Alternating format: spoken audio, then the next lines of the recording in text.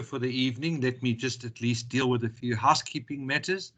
If I can ask you to please make sure you keep your mics muted and also your cameras off. Only the speaker will have her camera on.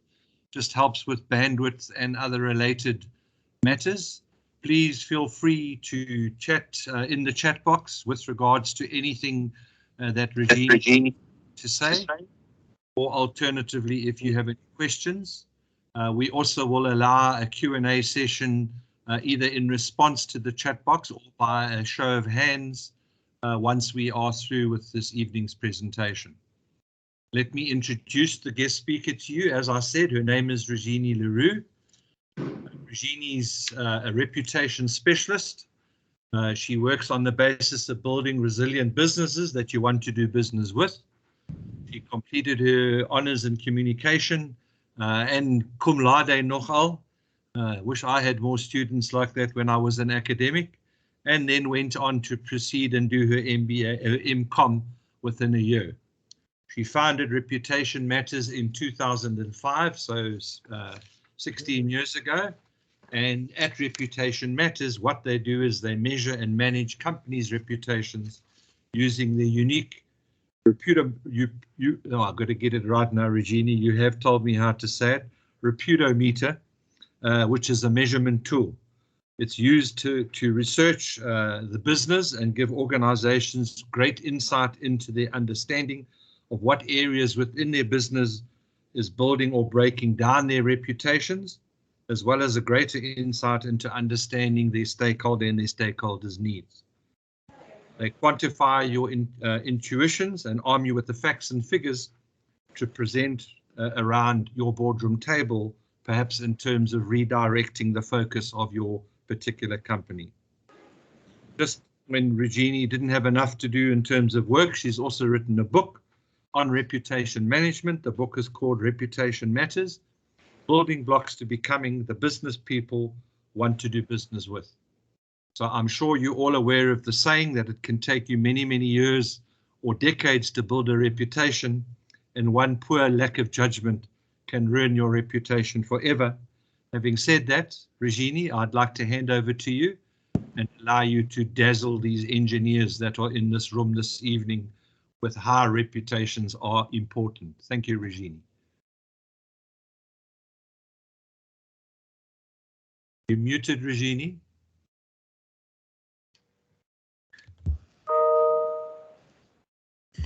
Thank you. The quote for 2020, you're on mute.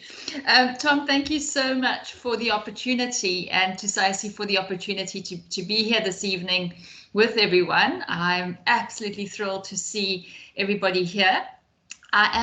So I just wanted to put my video on to introduce myself, or to see that who is going to be presenting this evening.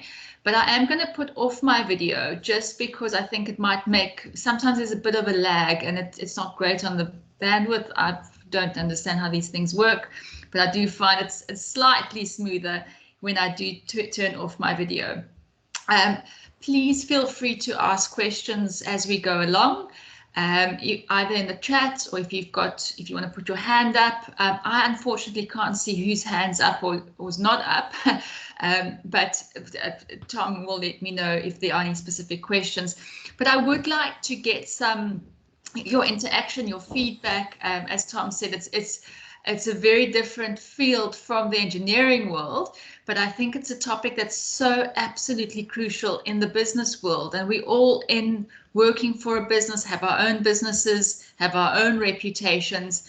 And I think very often a reputation is quite an obscure term. So part of what I want to do this evening is to just put into context, what does reputation management actually mean? What is it that we need to look at when we look at a reputation? I just want to confirm you can see my screen, Tom. We can see it, and you've just clicked it. We can now see a blank slide. I'm assuming. Perfect. It is working. Thanks, Regine. Happy days. Thank you so much. Right, so I actually just quickly want to open the floor. you can leave your questions to the end, but I actually do want to just find out from you, what do you think, what ruins a reputation, and especially perhaps in the engineering field, what ruins reputations? Right, so anybody who would like to answer that question, otherwise I'm going to pick on names that I've seen in the room that I know very well and make you give an answer. So rather volunteer before I pick on you. Peter Fisher. Here we are. Patricia, please go ahead. Your behavior, the way you handle yourself, the character that you show to the people, the way you communicate with people as well. So that's what I can mention. Thank you, Patricia. Any more contributions? Your hand's still up, Patricia. Oh, there we are, gone. Thank you. Mr. Rocastle, Clive, as a contractor, your opinion is important. Well, Mr. McKeon, I think quality of work, eh? Yeah, that's a typical contractor's argument, or there'll be a VO coming in, eh? That's very good answers in terms of, I think both answers hit the nail on the head in terms of the behavior, how you present yourself, which does lead into the quality of the work that you have. How would you fix a reputation? I think, we've seen so many examples, and I'm sure you in your daily lives see reputations can get ruined so quickly. Tom mentioned the Warren Buffett quote earlier. How can you fix a reputation, in your opinion?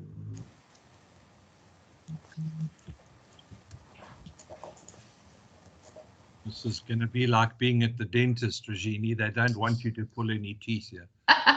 And this is my last two questions for now. I'll happily start speaking.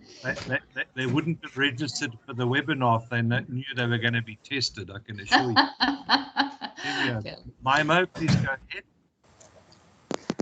Yeah, by acknowledging when you've made mistakes and suggesting ways to make it right. That's my contribution to that. I think that's such an important one, that accountability.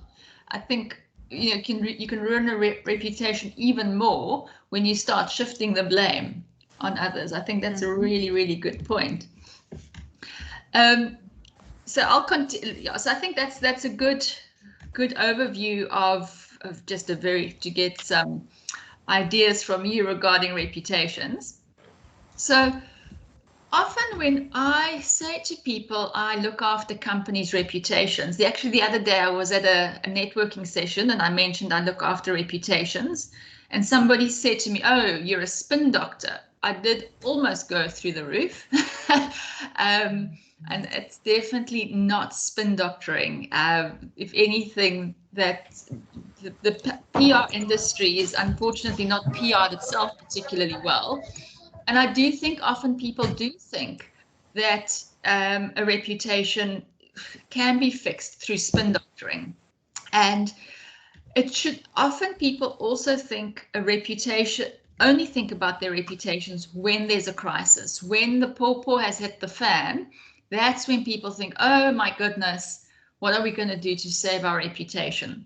So ultimately, just the difference between reputation management and crisis management is, with crisis management, it is reactive. The crisis has happened and we need to now start cleaning up and seeing what we need to do. Where do we start taking accountability and acknowledging what we've done?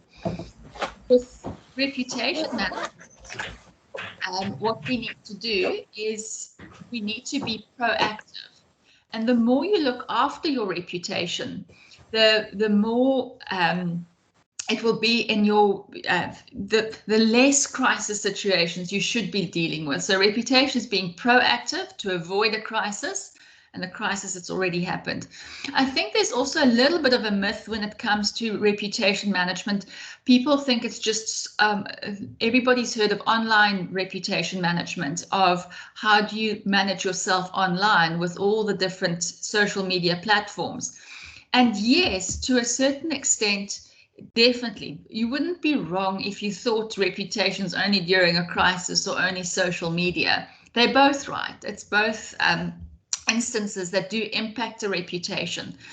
But I hope after today's session, you'll get a little bit more insight of all the different elements to consider when you build your reputation, your company's reputation, and just get a little bit more insight into that.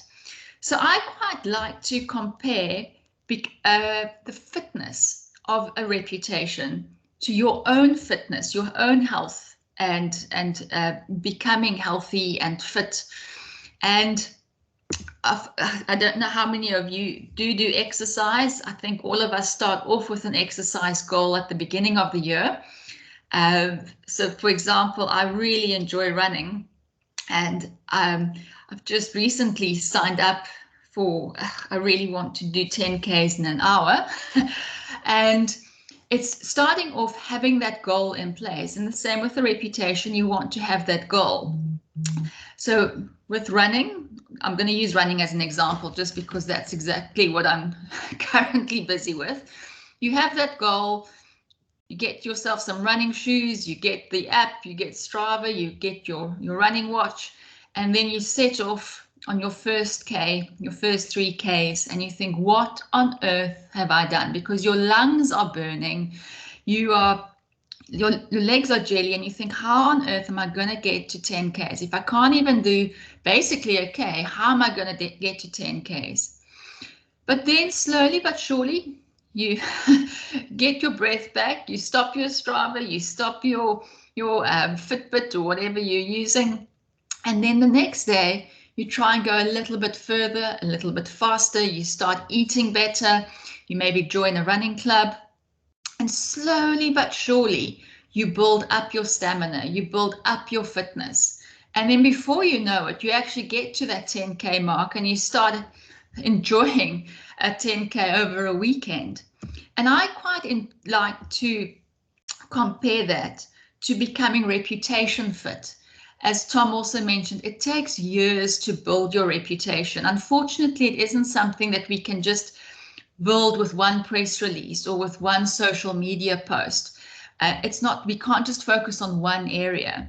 So if we compare becoming physically fit and healthy to your reputation's health and being fit and healthy, I think also being in the engineering space, you like to measure things and like to tick things off a list, but also to be able to measure, because I think very often a reputation specifically, as I mentioned earlier, is such an obscure term. How do you actually measure that? It's an important factor, but how do we look at that? And that's what we're going to briefly go through a little bit later.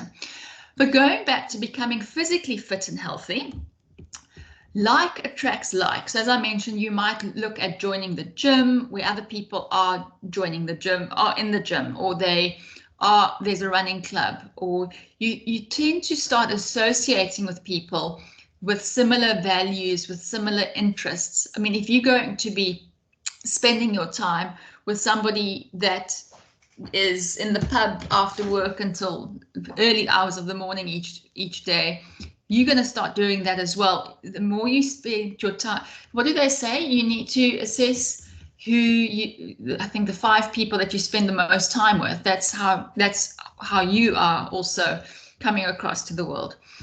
And with a reputation, people want to do business with a company, with an organization, with a person that they resonate with, whose values they resonate with. Like attracts like. So people want to do business with people that they get on with. There's unfortunately no quick fix to get fit. It takes time. As much as I wish I could get fit by running around the block once every now and again, that's definitely not going to fix it. The same with your reputation. There's no quick fix, and it takes time to build that reputation, to build that credibility. When you're physically fit, you recuperate a lot quicker. It doesn't mean that you're never going to get ill, you're never going to get injured, but the chances of injuring yourself are considerably less, and you do recuperate a lot faster when you are fitter and healthier. And the same with the reputation. If there is a crisis and you've built up your credibility reserve, your reputation, you are going to recuperate a lot quicker because you've built up the credibility bank as such. If you haven't looked after your reputation and there is a crisis scenario or some fake news about your organization or you, and people have never heard about you, they're not going to believe you. They're not going to believe that it's not you. But if you've built that reputation, they will then think twice before just believing any fake news or anything that's out there that's not true. You need to measure your progress. So how else are you going to know that you are getting fitter, that you are going a little bit faster, that you are reaching your goals? And the same with the reputation. You need to measure it because a reputation is ultimately the relationship that you have with your different stakeholders. And what I mean by a stakeholder, it's the relationship that you have with your employees, your contractors, the clients, membership-based organizations. It could be government, whoever is key for your organization to be successful. It could be a person, it could be a group. It's their perception that impacts your reputation. And a reputation isn't necessarily, or perception, it's perception based. It's not necessarily the truth, but it's somebody's reality, and it's that reality that gets translated into the organization's reputation. And I'm going to show you what to take into consideration when you do measure a reputation. And then maintenance is incredibly key. It's so important, as I mentioned earlier, with having, there's no quick fix. You need to consistently look after your reputation. You can't just eat one healthy plate of food a week, a month. You need to maintain it. You need to have that balance in all aspects of being physically fit and healthy. And the same with the reputation. You can't just focus too much on just social media or just one aspect of the business. You have to have a balance throughout. So what I'd like to do now, before we get into the nitty-gritty side of a reputation, I won't ask you to say this out loudly, but on a piece of paper somewhere, I'd like you to just reflect on your company's reputation. So it's your perception of how you understand the reputation. If you think about the reputation, give yourselves a percentage, a score out of 100 of how you think people perceive, or how you perceive, you can decide which one you want to do, how you perceive yourself, the organization's reputation. So keep it aside somewhere, and then we'll refer to that in a bit after this. So the next few minutes I'm going to spend on the Reputationometer methodology that we have developed, looking at what is impacting your reputation. And I'd like you to, on the same piece of paper that you have, to make a list of 1 to 10 on that piece of paper. And then as we go through each of these different building blocks, is to give yourself a rating out of 10 for that specific element.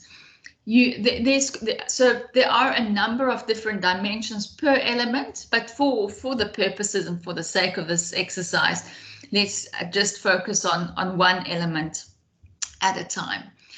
So first and foremost, when we start looking at a reputation, when we start building it, when we start giving advice, the very, very first building block that we need to look at is the management side of things. So the very first thing relating to the management is the purpose, the strategic intent. What is the purpose of the organization, the business, the company that you're working with? Is there a clear vision that you have? I actually heard a really, really great a company the other day, they're not referring to it as a vision statement, but an ambition statement. And I thought that was quite a refreshing way to look at it. So if you look at your purpose, the other crucial part of the purpose side of things are the values of the company. I think we often see companies know that they should have some kind of a vision statement. They should have some values, normally once a year during a strategy session. Beautiful values are thought of and dreamt of, beautiful posters and design work gets done around it, and no one really thinks anything further about that. But your values are so crucial in the reputation and success of your business. It's your values that dictates the way that you do things, how you think, the people that you want to attract to your organization. The lady at the beginning said it's your behavior and how you communicate, and that's driven by your values. And it's so important to have that as part of your daily interactions with all of your stakeholders. A while back, we actually went, well, quite a few years back, we went through an exercise with a team to refine our values, because I also didn't want to just say to the team, these are our values, X, Y, Z, and no, live with it. I wanted the employees to have to come up with it as well, because then there's much better buy-in into it. And the values that that we came up with was growth, respect, and authenticity. And what we do on a weekly basis is we have a weekly team meeting. On our agenda, we have a section specifically dedicated to values, where a team member can then share an experience, an interaction, as something from the past week that resonated or didn't resonate with our values, so that the values are top of mind the whole time. And when you have these clear values, it really helps to make decisions when it comes to taking on work, what not to do, because the last thing you want to do is to compromise your values with a piece of work that is going to just be an absolute nightmare to work with. So if you think of your purpose of your business, do you have a clearly defined purpose that everybody is fluent in? The vision, the values, the side of things. So give yourselves a score out of 10 if you think in general about the clarity and how fluent everybody is within your organization when it comes to the purpose. So a score out of 10 for that. The second part of the management side is your corporate governance side of things. So how are things done around here? It's your policies, your procedures, because reputations are all about consistency. If you are consistently good doing things in exactly the same way every time, you will build your reputation and a good reputation. With that said, you can continuously do the things in the wrong way or be inconsistent, and that's also going to build your reputation, but not the type of reputation that you would want. So it's really important to have those policies and procedures in place. And I like to use Coca-Cola and even McDonald's, if you're not the greatest examples for a healthy the health tangent I was on earlier, but everything in moderation and balance and everything. But regardless of where you are on this in the world, and you go and buy a Coca-Cola or you go and buy a Big Mac, you know exactly what you're going to be getting because of the policies, the procedures, the way things are done around here. So even just looking at it from a local level, or if you have different branches, different people answering the phone, for argument's sake, is everybody doing the same thing in the same way? And do you have a clearly defined, be it a step-by-step manual, a standard operating procedures document, and is it easily accessible? Is it updated? Do people know how to get it? Because that really does also have a big impact on how things are done around here. So if you think about your policies and your procedures, or the consistency in which you deliver your products, And that also relates to what was said earlier, the quality of work. That relates to your reputation. So give yourselves a score out of 10 if you look in general about regarding your policies and procedures. The next element that we look at are your teams. So the first one that we look at under this specific block are your employees, the people that you work with. Do you have the right people doing the right work in the right way? And part of this is, are they helping you to achieve your purpose? Do they embrace the values? Are they helping you to do the right thing in the right way every day? Do you have a recruitment policy in place? And you will notice that a lot of what we are speaking about now is related very much from an internal point of view. But that is where your reputation starts, is to build that foundation inside, because your employees, your teams are crucial when it comes to building the reputation. They're your first contact with the outside world. So we need to make sure that everybody's on the same page in order to build that image, that reputation of consistency. So it's really important to first take that inward look of where are we doing the things the right way? Because what we often see, as I mentioned earlier, people think it's very much online reputation, it's the social media side of things. And there seems to always be a budget for marketing. There's always budget for advertising and beautiful artwork, but you're going to be wasting a lot of money if you don't have the building blocks in place, because you can have a fantastic advertising campaign, which will bring in the work, and then you have one person that's disgruntled or doesn't quite know what needs to be done, and you're going to lose the sale, and that person's going to go elsewhere. So we need to see how can we build and get a strong foundation in place. So if you look at your employees, give yourselves a rating out of 10. So this is going to be number 3 on your list in terms of, as we're going through all of this. So it's all good and well to have an amazing team, a wonderfully talented team, and you've gone through the exercise and they're fantastic. The question to ask is, do they have sufficient training and tools? Are they aware of all the training and tools that you have to offer? So part of this as well is to provide a growth plan for the employees. Do they know what opportunities exist? And give yourselves a score out of 10 for the training and tools provided. What we've also seen with a number of companies that we've worked with is very often the employees feel that there isn't perhaps sufficient training in a specific area, and then the client will say, but we have so many training opportunities, but it's a lack of communication in terms of what opportunities do exist, and it's having conversations with the right leaders, with the right management as well. So once you've given yourselves a score out of 10 for training and tools, you should have 4 numbers that you've written down so far.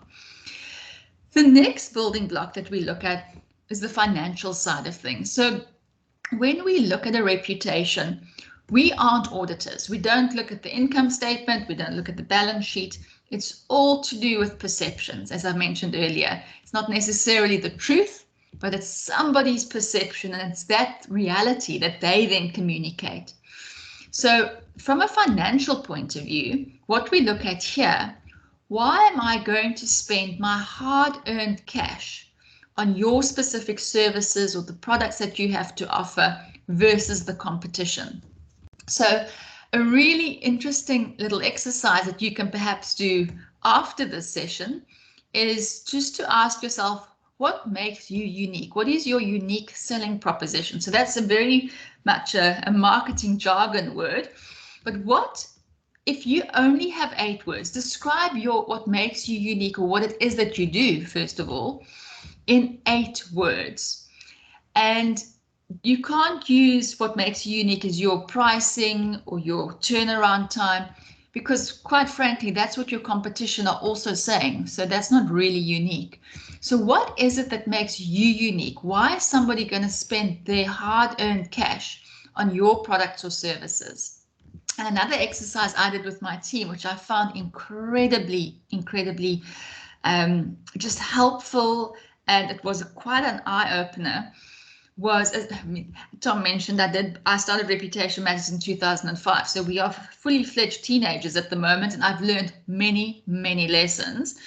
And one of them, which I have learned, is that my telepathic skills aren't as strong as I thought when I started the business. So I asked my team many years ago, a number of years back, please share with me in 8 words why people should spend their hard-earned money on the products or services that we have to offer. And it was incredibly interesting to find out what route I was on versus route that some of the employees were on. We were definitely not on the same page. And that really just helped to see what are the perceptions even internally, because if we don't have the message correctly internally, that's the message that's being sent externally over weekends as well, because they are your best salespeople as well, your employees, in terms of selling a company. People are 7 times more likely to listen to what family and friends have to say about a specific company versus looking at a billboard or looking at an advert. So we need to make sure, we need to leverage off these really important people that we have in our lives who are our employees, and make sure that they have the right message that they're sending out. So if you quickly jotted down your 8 words of what makes you unique, do you think your colleague that you work with, or this person that's just recently joined the company, or somebody that's been there longer, or even a client, would their 8 words sound similar to your 8 words? So how aligned do you think everyone would be with the 8 words that you've jotted down? Give yourselves a score out of 10 for your unique selling proposition and how fluent those around you would be with it. So just to confirm, you should have 5 numbers written down on your piece of paper. The 6th thing that you're going to be rating yourself, and this is a little bit of a tricky one, but it is still good to have a look at it, is the pricing. How transparent and clear are your pricing structures that you offer? Do you have some kind of a strategy regarding pricing? Is it clear? Do you stick to those prices? So give yourselves a score out of 10 if you very quickly think about the pricing of your products and services. And is it easily understandable as well? The next building block to consider when it comes to building the reputation and to measure the reputation of your business is the positioning side of things. So here we have a look at who are you doing business with in terms of your partners, your suppliers, because they impact your reputation as well. The people that you associate yourself with will impact your reputation. If they do something dodgy, if there's unclear tender processes, if there's anything untoward that happens, it directly impacts your reputation if you are involved with them. So it's really important to make sure that your suppliers and partners will help you to grow, to realize your purpose, and they have the same values, and that there's some kind of a due diligence in place. So from a policies and procedures point of view.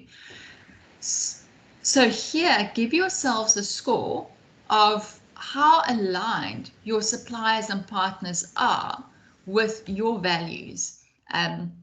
Are they helping you to achieve your specific goals? So give yourselves a score out of 10 for that specific element. Then the last element within this block, so this is going to be number 8, is the CSI, the corporate social investment. In terms, is there a question? Okay. I think it's just an unmuted mic, Regine. Okay, cool. Perfect. So this eighth element that you're going to score yourselves on is the charity side, the corporate social investment or responsibility side of, are you giving back to the community in which you're living and working in a sustainable way? Now, I think coming out of COVID and lockdown, we also need to be very mindful of this, that we need to first of all make sure that you look after yourself as well. I know that might sound incredibly selfish, but when you go and fly somewhere, the air hostesses will always say to you, put the oxygen mask on yourself first before you help anybody else. And it doesn't help to be a martyr and you don't look after yourself, especially in the business world, where you need to obviously give where you can, but you do need to look after yourself first as well, because you need to look after the people who you have employed as well. But it's also important not to do your social responsibility for marketing purposes. It needs to be done from an authentic place. It needs to be done not just for the sake of it, not just giving money for the sake of it. It needs to link through to your purpose, and there has to be a strategy behind it. So give yourselves a score out of 10. If you don't have a CSI, then that's absolutely fine as well, because you don't want to do it for the wrong reasons. I do think it is important to get into a habit sooner rather than later to give something. It doesn't always have to be monetary as well. I think that's also something that's important just to keep into consideration. It doesn't have to be monetary. It can be imparting your skills. It can be helping in a variety of different ways. And it also helps to also perhaps sometimes get your teams involved with ideas of how you can give back. And I think it really is, apart from the right thing to do, it's a good habit to get into as well. So give yourself a score out of 10, whether CSR is on your radar. So I did mention 10 things, and you should have written down 8 numbers so far. The glue that ties all of this together is communication. All these blocks aren't mutually exclusive and they don't work in isolation, but it is all tied together by communication. So internal communication is absolutely crucial in terms of, we often see that many companies work in silos, and all has to be connected. So ultimately, we need our employees to be fluent when it comes to, this is our purpose, this is how we do things around here, this is my growth path, this is what makes us unique, this is who we're doing business with, and this is how we're giving back to the community. So if you rate your internal communication, how would you rate that out of 10? So that would be number 9 on your list, is to rate the internal communication. Do you have regular meetings? Do you have channels that you communicate to your different teams? Are they effective? So have a think around that. I think often what we often see as well, when we look and we ask the questions, companies have a myriad of different channels of communication, but actually end up only using 1 or 2. So it's so important to make sure that we use the right channels to get that message across. And it's also important, just for the sake of it, each generation has their own preferred way of being communicated to, and also doing their own communication. Because it's the first time that we now actually have 4 generations in the workspace. So we have our baby boomers who are 50 plus years old. We have our generation X that are between 40 and 50. Then we have our millennials. And then we also have our generation Z, our 18-year pluses coming into the workforce now. And just as a very, very quick overview, the baby boomers prefer face-to-face, telephonic interactions, enjoy a strategy session away, come back and do the implementation. Your Generation X's hates a networking session. If they can avoid it, they will. They've really embraced the not having to go in to work, but also prefer an email, a WhatsApp, and yeah, if the telephone rings, that's an absolute nightmare. This is a broad generalization, so please, it's just a tongue-in-cheek broad generalization, but let me know whether you agree. Then our millennials, they're also actually known as Generation Y. Why should we do this? Why? And they're very much socially orientated, so also on the social networks. But what's very, very interesting is our Generation Z that's coming into play now have very similar traits to our baby boomers. They again are preferring face-to-face, telephonic. So it's really just interesting to see that. But it's also important to ask the questions of your employees and the people that you engage with, what they prefer, whether they, so that you make sure that you are using the right channel of communication, getting that right message out there. So if you think of your internal communications, as I said, give yourselves a score out of 10 for that one. And then the final one, the final building part of this building block is your external communication, in terms of having a communication strategy in place of how do we communicate each one of these different building blocks to our different stakeholders. What does our website look like? Do we have a communication liaison in place, a media liaison? How do we interact? So ultimately what you want to also do is to understand what the perceptions are of your different stakeholders of each of these different building blocks, because that's also going to guide you to understand what's important for them, what's not that important for them, and help to communicate each of the specific messages that's important for them using the right channel of communication. Because, for example, your customers might want to, we should never assume anything.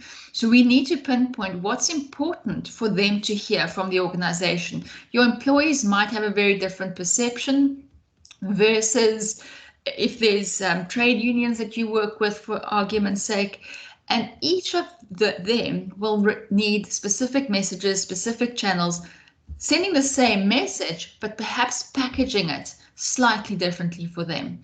And sometimes we think we need to advertise when we shouldn't be advertising at all. We don't always need social media. It depends on the audience that you want to communicate to, what's going to be most relevant for them. So if you think about how aligned your external communication is to each of these different building blocks, give yourselves a score out of 10. So ultimately, you should have 10 numbers on your written down. So quickly calculate that. And then I'm very, very keen, and I am going to open the floor, and I really would love to get your feedback. If you compare, remember right before we started here, I said, if you think in general about the reputation of your company, give yourselves a score out of 100. What percentage would you give yourselves? I'd love to hear your of that score versus calculating these 10 scores that you've just calculated. And is there a difference between your initial perception and after going through this exercise? Has it increased? Has it dropped down? And then perhaps also if you can let me know which of these building blocks surprised you the most in terms of what's building or breaking down your potential reputation. So Tom, if you can help to facilitate, and if there's hands up, I'd just love to hear and get some feedback from everyone, please. Right, don't all rush us all at once. I hope the exercise made sense, just first of all. But yeah, any questions, but would love your feedback. I'm going to keep quiet now. I don't see any hands yet, Regine. So you've either baffled their brains completely or they couldn't get to 10 on their calculators. I'm not sure which. I think let's give everybody a little bit more of a chance to quickly go through, assess your scores out of 10 and then just to add them all up.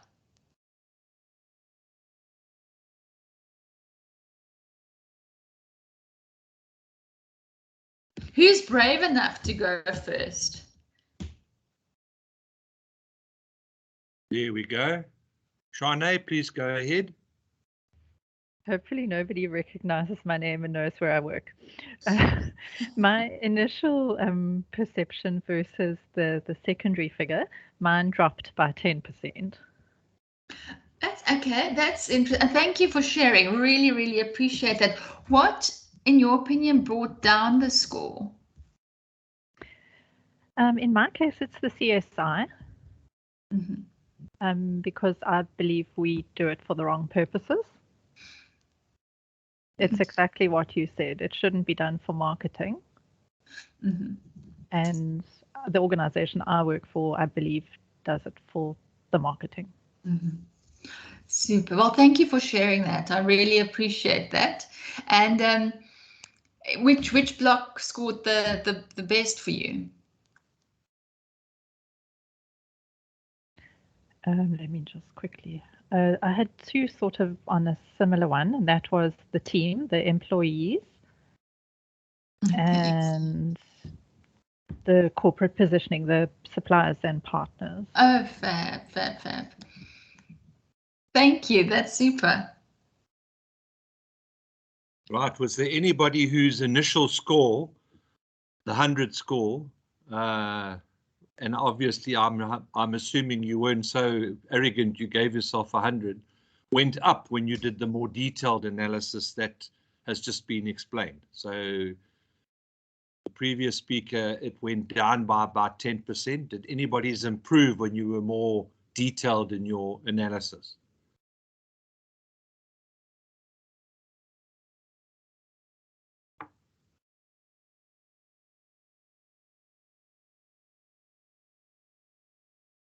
No volunteers, Regine. Which building block perhaps surprised you the most that impacts a reputation that you didn't necessarily think would have an impact on a reputation? Is there any feedback perhaps on that? Or any general feedback on this model? Otherwise, I am going to ask Tom to pick on somebody. There's a hand. Clive, please go ahead. What struck me was our company was operating in silos, which had a catastrophic effect on internal and external communication. Operating in silos, I don't think is a good idea. You don't intermingle, you don't cross-pollinate thoughts. It's not a good idea. And it stood out when you started to analyze this quite clearly. Yeah? Oh, super. Clive, while I've got you, won't you just switch off your camera? We're not seeing you, but we're seeing your camera the whole time. We don't do that, yeah. You are. Thank you. Later. Regine, would you like to respond to Clive's comment?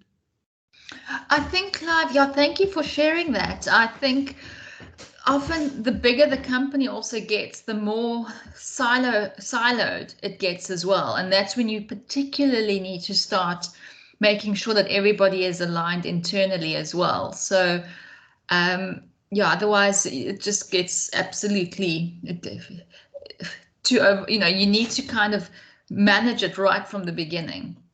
Well, that's what happened to us. We were a fairly small hands-on company, and we suddenly grew into an extremely large company with everything dictated to you, and it didn't work. I think it was a wrong way to go. Yeah, it's unfortunately one of those things with growth. It's we want to grow, but I think then that's where your communication becomes even more important. And I think often that's when it becomes neglected as well. Unfortunately, it's something we see across the board with these things. And it's to then see, okay, where can we start to fix or to change or to have more of an integration between the different departments.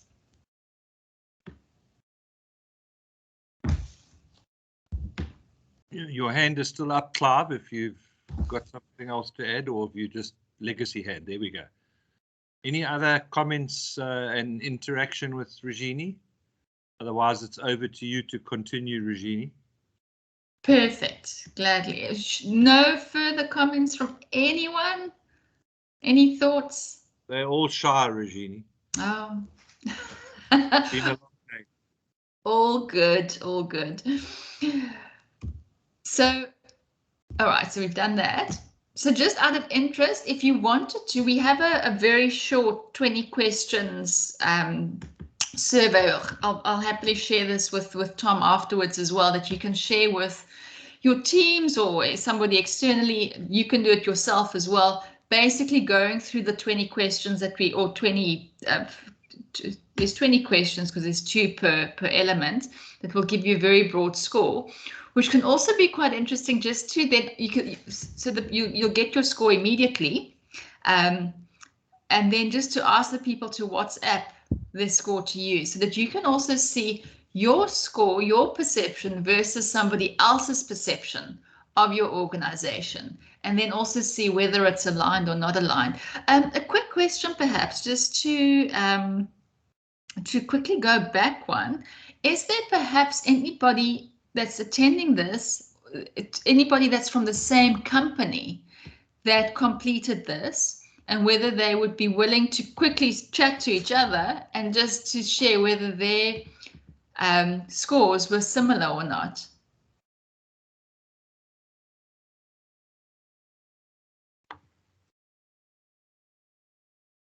No volunteers? No volunteers. Okay, all right. All good. So out of interest, when we look at the Reputationometer benchmark, of all the studies that we've ever done, the average for, and what we consider a fair, good reputation, is 77. So if you've scored more than 77, fantastic, well done. Anything lower than 77 does mean, it's, you know, coming from well, I love academia, I love marks. Anything over 75, which is normally a cum, we always say that you know, that's what you want to strive towards. But a 77 is really good. Perhaps Tom, let's do it this way. Anybody who scored 77 or more after going through the Reputationometer, just put up your hand. You can just put up your hand, and perhaps, Tom, if you can just have a quick squiz to see how many hands have gone up, that's 77 or more.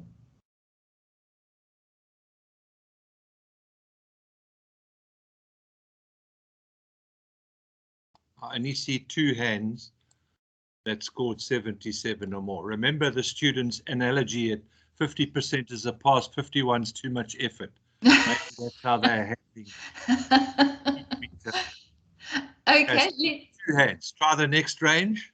Okay, let's do between 60 and 70. Okay, 60 and 76 then. So 60 plus.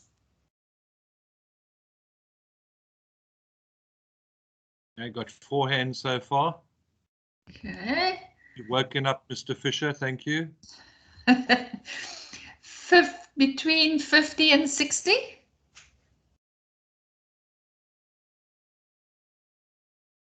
Two hands. Two hands. A weak class. They all got less than 50. Yeah, less than 50. How? Let's not go further than 50, but hands up for less than 50. Well, in theory, you can assume everybody whose hand didn't go up got less than 50. I'm hoping so, because I'm sure we don't only have 4, 5, 6, 8 people that's on here. Yeah, no, there's more than that. There's one brave person who said less than 50 so far, but so I think, I mean, you get quite a range, and obviously it's like playing with a new tool that you're not perhaps had enough time to digest and really think hard about. But it would be interesting if they took the video when Mishka shares it with them and they went back and re-evaluated themselves in a week's time to see if they get a different score. Absolutely, exactly. And I also think what's important to note that even if you scored 50 or less, there's no shame in that, because it's a good foundation to build off of, to know, okay, this is, it sets the baseline to know, okay, shucks, you know what, we scored 40%. Clearly there's some issues that we need to resolve. Where do we start? And then from there, and that's the slowly but surely getting healthy, starting to track it and to measure it and to see how can we improve, where can we improve, and what do we need to focus on first. What we often see, because we like dashboards a lot, so a lot of our scores are presented in a dashboard format, and many dashboards that we've seen are very red. But what we've seen then is we provide recommendations, because it doesn't help to just give you a score and then say goodbye. We do provide recommendations, but whether those recommendations are implemented or not, we can't make anybody implement it. But what we do see is we always prioritize maybe 2 or 3 key things to prioritize first. It doesn't help to have 105 things to focus on, because then nothing will happen. But what we've seen is when companies do implement at least 1 or 2 of the recommendations, then the next year when they do the study again, how many more greens or ambers or greens there are on this dashboard by just changing 1 or 2 things slightly. So we don't have to do a whole overhaul, because I think that's sometimes a bit of a concern as well, that people think there's a whole big rehaul that's needed. Sometimes it's just a small little tweak. For example, the training example I gave earlier, people thought that there wasn't any training, just started communicating about it, and it was massive because it made a big difference. So it is just having that baseline and then prioritizing from there.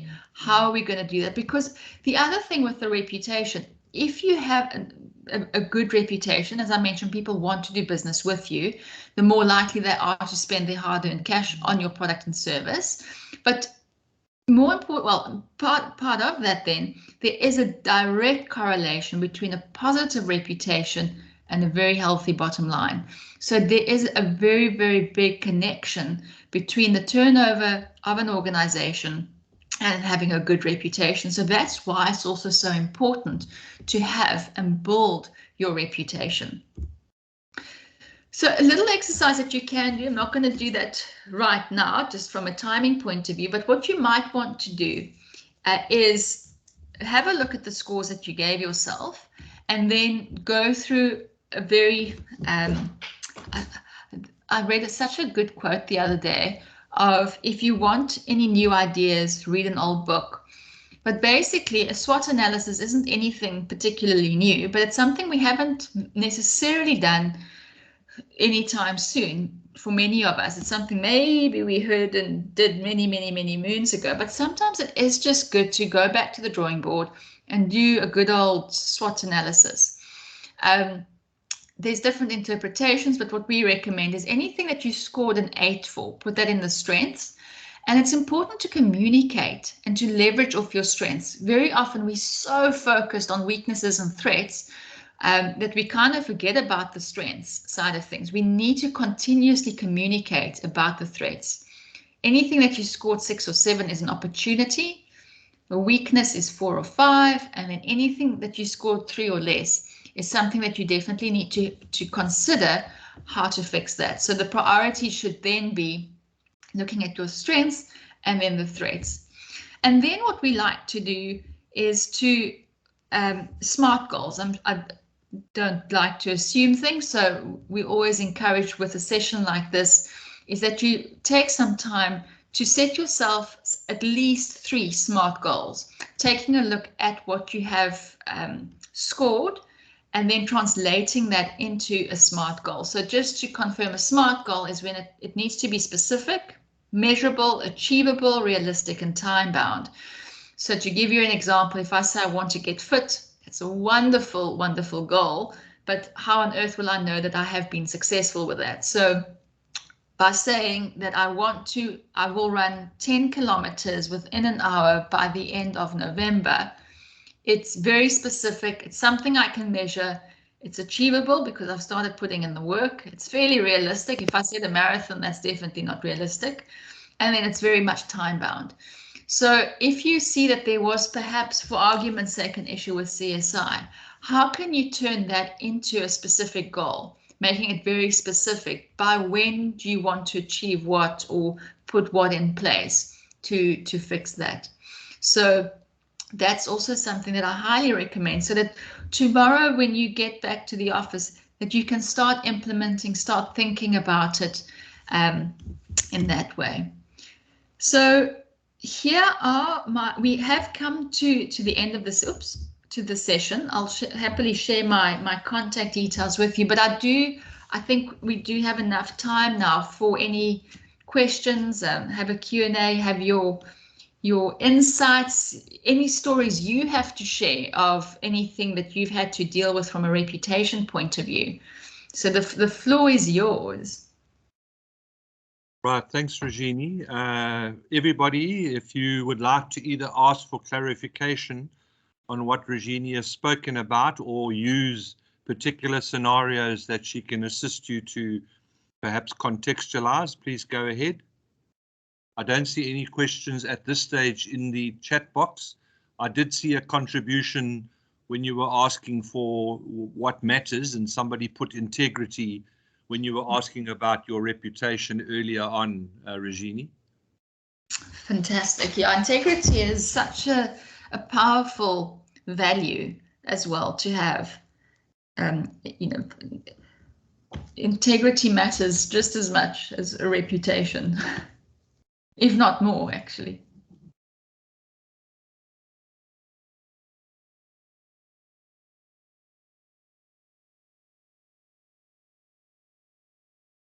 Stacey and Bryn. Oh, there we are. Imran, please go ahead. Sorry.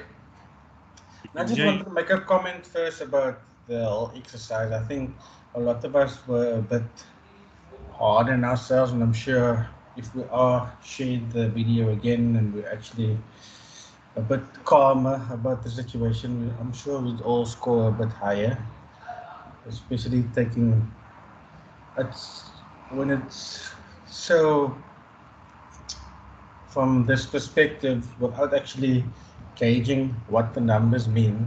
I think we tend to be a bit harder on ourselves, especially in the time we're living in, and we tend to be a bit more negative than what we actually are. And then my question is, in terms of reputation, just from a company's perspective, there's been a lot of people that's kind of shifted companies, and a lot of the times new personnel take over quite difficult jobs, and then the client expects you to, and you wouldn't actually like have a full background of kind of the project, let's say, and the client comes in and you could see that the client's like not happy with your performance, let's say. How or what suggestions would you have in terms of kind of going back to the client and kind of trying to get your reputation back from that perspective? Such a good question. Thank you so much for that. Just out of interest, and I'll answer this in this. You'll give some thoughts on that.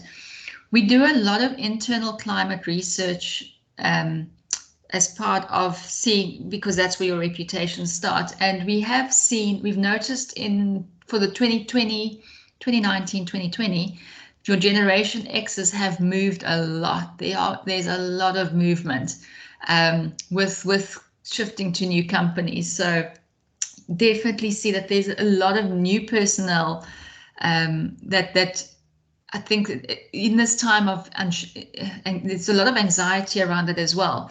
But to answer your question, there's two key things that I think are so important. And I think very often it's two things that are skipped, but most importantly is the onboarding of new personnel.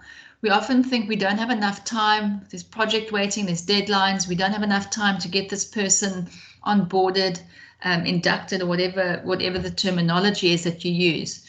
But it's so worth just rather spending a little bit of time on getting this person up to speed with regards to who and what the company stands for, everything, how things are done around the company, as well as then just taking a little bit of time to get the person up to speed with the project. Because it is, it's so overwhelming to be in a new business, to wear a whole new hat and a whole new project. It's been going on, and then just try. I mean, it is what it is. We need to swim, and it is a choice to move a company. But I think it's also the company's responsibility to provide that training. So that's where that building block for the training and tools are so incredibly important. And I think often the onboarding side of things is unfortunately neglected a little bit. But at the same time, it's also to have those open and honest conversations with the client to say, we have a new person on board. This is the situation. We are busy training them, just to be transparent with these things. And I think very often, people are a lot more understanding when they have the information. So it's being proactive. So instead of having to deal with the crisis of saying, oh boy, so-and-so has just newly joined the team, we're very sorry for the stuff up, to rather be proactive and say, we have a new person on board, we're busy going through the training, these are the steps that we're getting him up to speed, but you as client are still the priority, just to set their minds at ease as well. So I think a lot of challenges can be combated by just open and honest communication.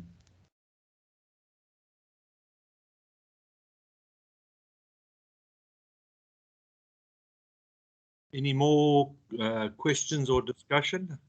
You've had a thumbs up, Regine. Oh, super, thank you.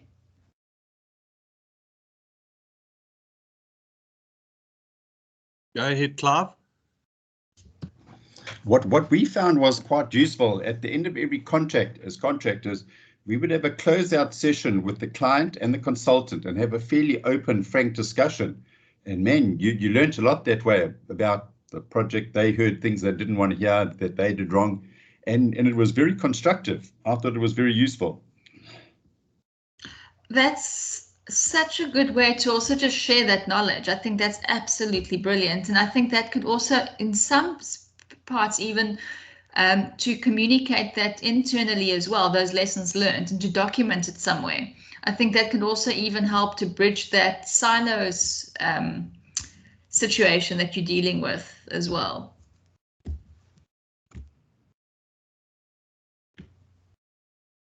Thanks, Clive. You can put your hand down, Clive. Thank you. Any other contributions and or questions for Regine?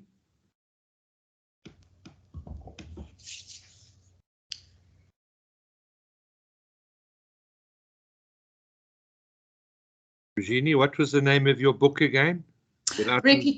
Reputation Matters. Okay, so if nothing else, Christmas is coming. Buy your wife or your husband a book on reputation matters, and then you can read it too. I've shared my contact details here, so if anybody does have any questions or comments, please do share them with Tom as well. If you want to send me any questions, here's my contact information. I am Generation X, just to put that out there, so I'm much more responsive on WhatsApp or email. In fact, I'll be as just to be transparent on that one. But I really do thank all of you for participating this afternoon. Really appreciate it. And yeah, if there's any other questions that you have, you've got my details here. And thank you very, very much. And have a wonderful evening. Back to you, Tom. Regine, there is a comment from Albert. Thank you, Albert. I'll read it for you since you are now out of it. But Albert says policies can sometimes become a problem. Too many, too long, too complicated. Nobody has time to study all of them. He believes a lot of focus should be placed on empowering staff to become responsible and self-regulating. And the point, therefore, about onboarding is very, very relevant. Mm-hmm. Albert, we see that so often as well, and it's also one of those things that is rather problematic. You know, to be consistent, to have everybody working in the same way, we do need those policies and procedures, but that's also where your communication comes in. And that's incidentally something that we've also seen across the board with our climate surveys, where when we speak about the governance side of things, the people that have been with organizations for less than 3 years think it's brilliant because they've pretty much just gone through the onboarding system. People that's been with an organization for 10 or more years think it's absolutely disastrous because they had the last time they heard about the policies was pretty much 10 years ago. And that's where your communication is so key, to drive to update the policies on a regular basis, but also most importantly is to, instead of being totally overwhelming with so many policies and procedures, is to perhaps also systematically starting to work through them and to reminding the employees about a specific policy or procedure or how things are done, just so that it's top of mind the whole time, or even having batches of re-induction or re-onboarding on a regular basis. Not that it's just something that's done at the beginning of the person's career, but to find ways of streamlining it and doing it even better. But it's an important factor.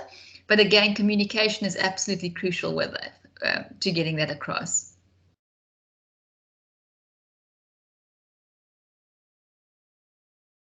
Stacey and Bryn from SWM, anything you need to ask Regine, or are you going to do a post-event engagement?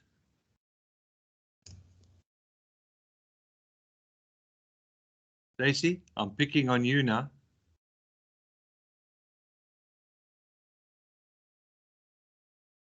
He's choosing to ignore me, like my children. Okay, Regine, it looks like we've exhausted all the commentary. As I said in the chat, Mishka will share the recording of the team session today with all the delegates, and also notify everybody of the EXA CPD number so you can claim your CPD points when the time comes for you to do so. Regine, what's left for me to do is to thank you once again for your time and your expertise. I'm glad that we were finally able to make the event happen, since we've been engaging with you from a SASI perspective and looking at our own reputation with your assistance since earlier in the year. But thank you everybody for your attendance, and to Regine for your time, and Mishka for setting it up from marketing's perspective and holding our hands to make sure we get the event delivered to our members. Thank you everybody, and do enjoy the weekend when it gets here. And for those of you that we won't be in touch with, because I think, but other than the presidential inauguration next week, this we think is one of our last events of the year, but we do have a full program of events planned for 2022. So we shall see many of you in cyberspace again in the new year. Thanks everybody, and thanks Regine. Thank you. Have a lovely evening. Thank you, Regine.